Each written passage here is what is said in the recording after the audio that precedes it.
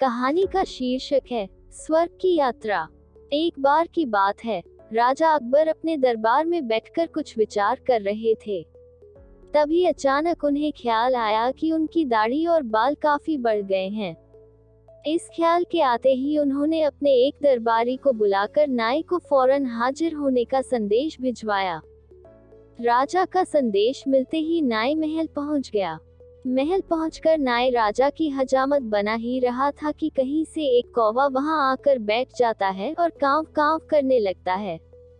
राजा अकबर नाई से पूछते हैं, यह कौवा कांव कांव क्यों कर रहा है? इस पर नाई जवाब देता है, यह आपके पूर्वजों का हाल चाल बताने आया है। नाई के इतना कहते ही राजा अकबर आश्चर्य से पूछते हैं, तो बताओ फिर यह कौवा मेरे पूर्वजों के बारे में आखिर क्या बता रहा है? राजा के इस सवाल पर नाई कहता है, यह कौवा कह रहा है कि आपके पूर्वज स्वर्ग में मुसीबत में हैं और काफी परेशान हैं। उनका हालचाल लेने के लिए आपको अपने किसी करीबी को स्वर्ग भेजना चाहिए। नाई की यह बात सुनकर राजा अकबर और भी हैरान हो जाते हैं। राजा अकबर आश्चर्य से नाई से पूछते हैं, आखिर किसी इंसान को जिंदा स्वर्ग में कैसे भेजा जा सकता है?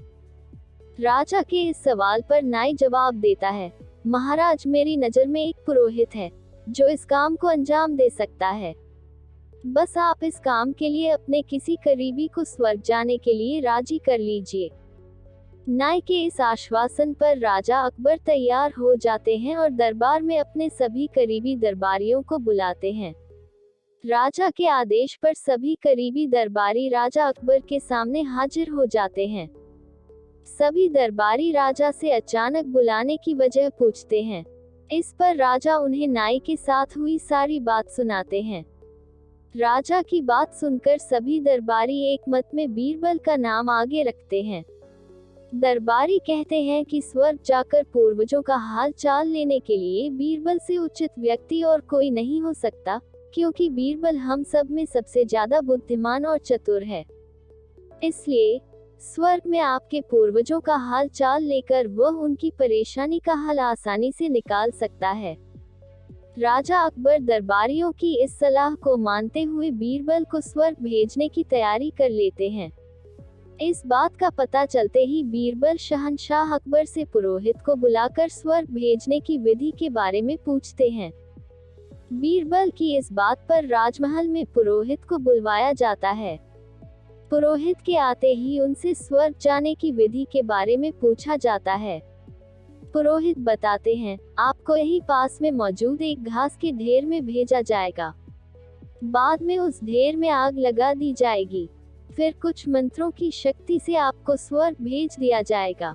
स्वर्ग जाने की पूरी प्रक्रिया जानने के बाद बीरबल राजा अकबर से करीब 11 दिन का समय मांगते हैं और पुरोहित को 11 दिन बाद बुलाने की बात रखते हैं।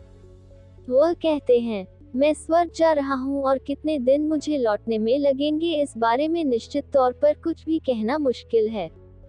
इसलिए स्वर्ग जाने से पहले एक बार मैं अपने परिवार से मिलना चाहता हूँ और कुछ समय बिताना चाहता हूँ। बीरबल अपने घर जाने के लिए महल से रवाना हो जाते हैं। देखते देखते 11 दिन बीत जाते हैं। 12वें दिन बीरबल स्वर्ग जाने के लिए राजा अकबर के सामने हाजिर होते हैं।